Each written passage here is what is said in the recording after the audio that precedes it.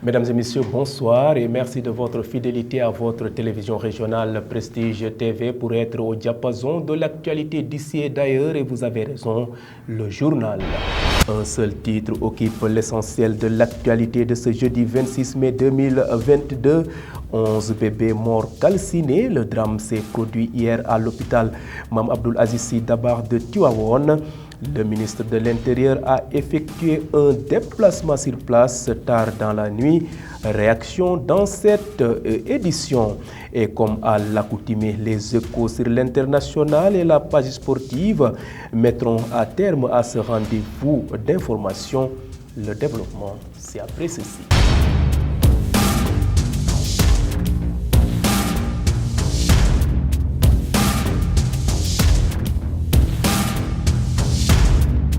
Mesdames et messieurs, bonsoir et merci de nous rester fidèles. Démarrons avec ce drame qui s'est produit à Tivaouane après l'affaire Astou Sorna, une femme enceinte morte après avoir attendu en vain une césarienne. Un drame qui remet en lumière les graves carences du système sanitaire public du pays. 11 bébés ont péri ce mercredi dans un incendie dans un hôpital à Tivaouane. L'incendie a été causé par un court-circuit, une situation très regrettable et extrêmement douloureuse, a déclaré le ministre de la Santé et de l'Action sociale, Abdoulaye Diouf Sarr, actuellement en voyage à Genève où il assistait à une réunion de l'Organisation mondiale de la santé OMS. Il a annoncé qu'il rentrait au Sénégal ce jeudi. Je vous le disais en titre, en attendant, c'est le ministre de l'Intérieur accompagné de ses collègues des transports, de l'élevage, de la microfinance et de l'économie numérique se sont rendus à Tivaouane sur les lieux du drame. Félix Antoine Diome, compatissant aux douleurs des familles, a déclaré au nom du chef de l'État que les dispositions seront prises pour doter les structures de santé de matériel adéquat. And avec le ministre Mansour Faye, and avec le ministre Yankoba Diatara. Je suis venu à Tivaouane accompagné des ministres Mansour Faye, Yankoba Diatara, Samba Ndiobenka et Zahra Iyane Thiam. Dès notre arrivée, nous avons trouvé sur place le gouverneur de la région de Thiès, le préfet du département de Tivaouane et la directrice de l'hôpital. Le directeur de cabinet du ministre de la Santé est aussi présent pour représenter le ministre qui est actuellement hors du pays. Aussitôt après avoir été mis au courant des drames, le chef de l'État a appelé le ministre de la Santé qui se trouve actuellement à Genève pour l'inviter à rentrer le plus vite possible. D'ailleurs, il sera là ce jeudi. Le président nous a dit, une fois arrivé sur place, de partager la douleur avec les familles, mais aussi avec le khalife général des Tidjanes, Serigne Babacar Sy Mansour, ainsi que toute la population de Tivaouane. En tout cas, le chef de l'État a ordonné l'ouverture d'une enquête pour que la lumière soit faite sur ce drame. Ensuite, le chef de l'État a indiqué qu'il fera tout son possible pour doter toutes les structures sanitaires qui en ont la capacité de matériel apte à prendre en charge la néonatalité. Fépp foo xamante ni hôpital la ci Sénégal te service bu mel noonu nekk fi. Restons toujours sur cette affaire, un drame qui a encore émis les populations qui ont encore en mémoire l'affaire Astou Sorna, une femme décédée pour rappel après avoir attendu en vain une césarienne. Quelques réactions des Thiessois recueillies ce matin par Map Biram Cissé Gueye et Doudou Dieye. C'est bien une triste nouvelle. 11 nouveau-nés ont péri dans un incendie qui vient de se déclarer à l'hôpital Mame Abdoul Aziz Sy Dabakh à Tivaouane. Regardons la réaction de quelques Thiessois par rapport à ce drame. di ko naqarlu rek te di leen masawu tamit di wax ne état bi parce que ñoom tamit fi mu toll ne. C'est vraiment dur. Nous blâmons les médecins mais il faut aussi que l'État s'implique davantage, car les hôpitaux doivent être dotés de matériaux nécessaires pour que le travail soit bien fait. Car avant de blâmer une personne, il faut d'abord le mettre dans de bonnes conditions. Mais tegoo ci nit ci condition yu baax ba pare nga bëgg a ñëw taxaw di ko blâmer loolu mënta nekk loolu naqarlu nañ ko. On s'est réveillé dans la tristesse, car étant maman, s'il arrive une chose à son enfant, c'est dur. Et ces temps-ci, nous qui sommes mamans, rencontrons beaucoup de problèmes au sein des hôpitaux.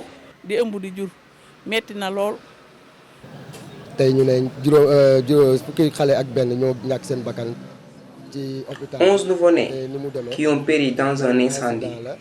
Et on ne sait pas si c'est une volonté divine ou négligence, mais de toutes les manières, l'hôpital est un lieu pour se soigner, mais pas pour avoir des incendies.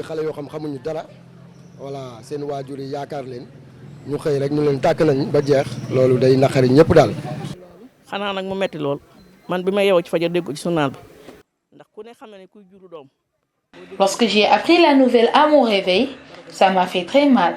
J'arrivais même pas à me concentrer sur la prière du matin. Car étant maman, on sait ce que c'est de perdre son enfant. Nous prions le bon Dieu que celui-ci soit le dernier. Et nous demandons au ministre de la Santé de faire des efforts, car depuis qu'il est là, les problèmes de la santé ne cessent d'augmenter.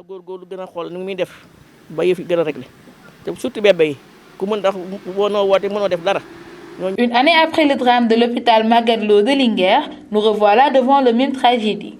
Négligence ou volonté, seuls les Sénégalais peuvent en témoigner. Et à présent, un communiqué du président de la République suite à l'affaire des bébés de Tivaouane.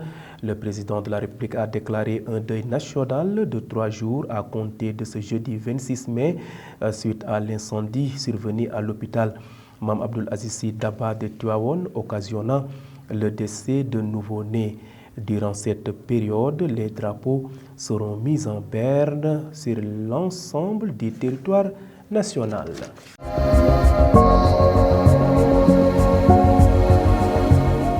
À présent, parlons éducation. Dans cette édition, c'était l'intifada hier à l'université Iba Der Thiam de Thiès. Les étudiants sont encore sortis dans la rue pour réclamer l'achèvement des chantiers de l'établissement entamé depuis 2016. Ils menacent de passer à la vitesse supérieure si rien n'est fait. Mohamed Dia, le président de l'amicale des étudiants de l'université Iba Der Thiam de Thiès, est ici au micro de Mambiram Cissé Gueye et Doudou Thiey. Le motif de ce front, je crois que c'est devenu une vérité nationale. Nous sommes en train de courir depuis 82 mois derrière un site, derrière un chantier qui a débuté depuis 2015, dont le coût du projet était tout simplement estimé à 6 milliards 900 millions, et l'État du Sénégal devrait tout simplement financer la moitié du coût et la Banque mondiale financer la moitié. Donc c'est le motif aujourd'hui qui nous a réunis encore pour la énième fois pour réclamer ce qui nous revient de droit, à savoir le site des chantiers de l'université Iba Der Thiam de Thiès. On a toujours été ensemble et on est toujours ensemble. La coordination père par étudiants, dont composée de SAES, SUDES, SATUC et ESSU. Ils nous ont accompagnés depuis le début. Ce matin, ils étaient là. Ils ont même fait peut-être des interventions avec les premiers journalistes qui se sont pointés. Donc ce sont des accompagnants depuis le début. Et donc, dans ce sens, nous voudrons juste vous dire que c'est un combat qui a duré depuis belle durée. Et donc, nous avons toujours les mêmes compagnons. Et que comptez-vous faire exactement? Ce que nous comptons faire la semaine passée, nous avons battu le macadam avec une randonnée pédestre. Nous avons quitté la station EDK jusqu'à l'auditorium. Nous avons commencé par, à l'Akatomé, ce qu'on avait l'habitude de faire, de passer par la méthode pacifique d'abord. Mais il se trouve qu'aujourd'hui, l'autorité sénégalaise ne se contente pas d'utiliser la carotte qu'on lui donne. Donc nous étions dans l'obligation de descendre sur le terrain, c'est-à-dire d'utiliser le bâton. Absolument, nous allons continuer et user de toutes nos forces pour regagner, ou bien peut-être regagner le site VCN le plus rapidement possible, ou bien obtenir ce qui nous revient de droit.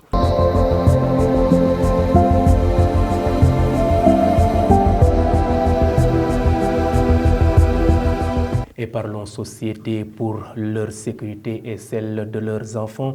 Les habitants de Cité Senghor, un quartier de la commune de Thiès-Est, ont improvisé des ralentisseurs sur la route qui traverse leur quartier. Seulement, ces ralentisseurs non conventionnels risquent de causer beaucoup d'accidents.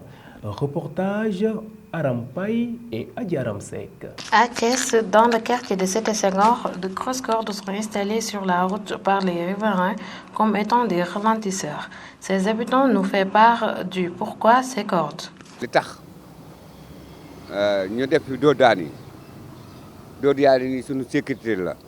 Ces ralentisseurs sont pour notre sécurité. Certains Jakartaman ne sont pas respectueux. Ils font du n'importe quoi sur la route.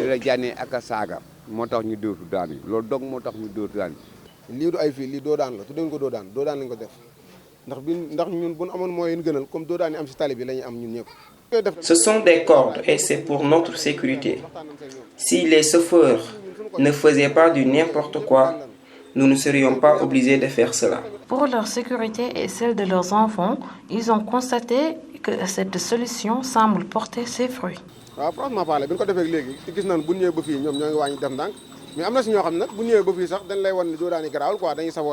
Nous avons une autorisation et nous avons acheté ces cordes pour les installer sur la route. Depuis que ces cordes sont là, on a vu une amélioration, mais certains conducteurs ne s'en soucient pas. Ces cordes n'arrangent pas du tout les conducteurs en à croire un chauffeur de Jakarta.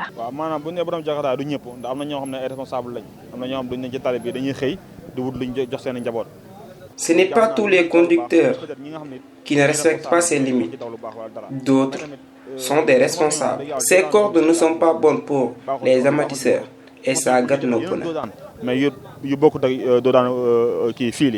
La construction des dodanes sur les routes doit répondre au nombre bien indiqué, même si pour ces riverains, ces mesures de protection vont pour leur propre sécurité.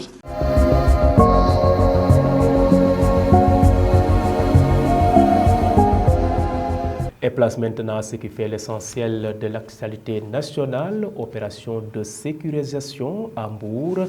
Les limiers ont mis aux arrêts beaucoup d'individus à Diaramsek. Démarrons l'actualité nationale à Mbour. Dans le cadre de la lutte contre l'insécurité, la police a déroulé une opération de sécurisation de grande envergure à Mbour et à Sali.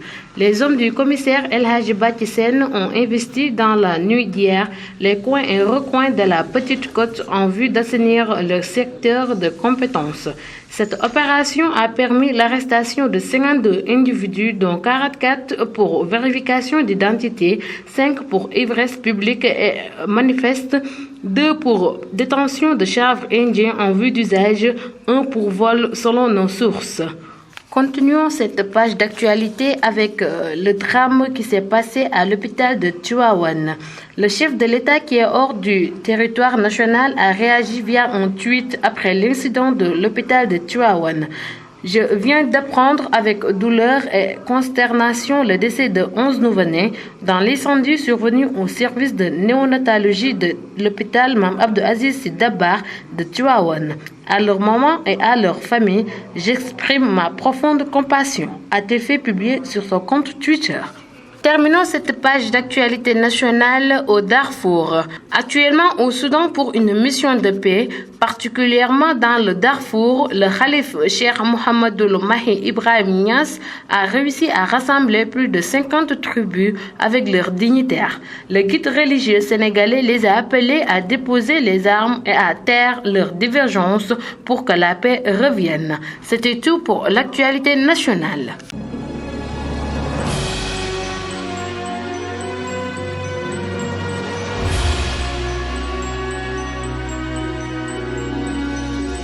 Et sur l'international en Gambie, le gouvernement se dit prêt à juger l'ex-chef d'État Yaya Jammeh. L'actualité internationale, c'est l'affaire de Ramatoulaye Cissé. En Gambie, Yaya Jammeh bientôt devant la justice de son pays. Le gouvernement gambien s'est dit prêt à faire juger En Gambie même, l'ancien dictateur Yaya Jammeh et des dizaines de personnes accusées d'une multitude de crimes pendant les 20 ans de son règne. Cette nouvelle est un soulagement pour les victimes qui attendent cependant de voir la mise en place de la justice traditionnelle promise par le gouvernement d'Adama Barrow. La Belgique restituera le 20 juin à la République démocratique du Congo la dent de Patrick Lumumba lors d'une cérémonie officielle à Bruxelles. Une relique de Patrick Lumumba, le premier chef de gouvernement de l'ancienne colonie belge, assassiné en 1961, ont annoncé les autorités belges. Mardi 24 mai, le principe de cette restitution, réclamé au roi des Belges, Philippe par la famille Lumumba, est acquis depuis 2020, mais la cérémonie a déjà été plusieurs fois reportée, notamment en raison de la pandémie de Covid-19. La plus grande offensive en Europe depuis la Seconde Guerre mondiale, c'est ainsi que l'Ukraine décrit l'intensification des combats dans le Donbass.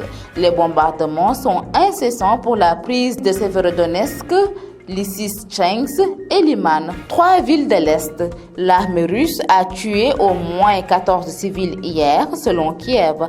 Alors que l'invasion russe est entrée dans son 4e mois, Moscou prévoit de continuer à se battre longtemps en Ukraine pour atteindre tous les objectifs fixés par le président Poutine. Mesdames et messieurs, c'en est tout pour l'actualité internationale.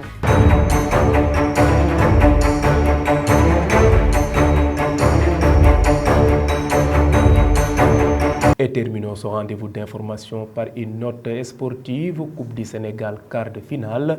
La Linguère de Saint-Louis élimine le Djambar au tir au but, nous dit Fatou Falgueï. Démarrons les actualités sportives avec la Coupe du Sénégal, quart de finale. Linguère élimine Djambar au tir au but. Récemment battu par Djambar 3-0 en championnat lors de la 21e journée, la Linguère de Saint-Louis s'est vengée des académiciens mercredi en les éliminant de la Coupe du Sénégal. Les Samba Linguère ont fait la différence à la séance des tirs au but après 120 minutes après-mort disputées. Ensuite, Ligue Europa Conférence, l'AS Roman remporte la première édition contre Feyenoord.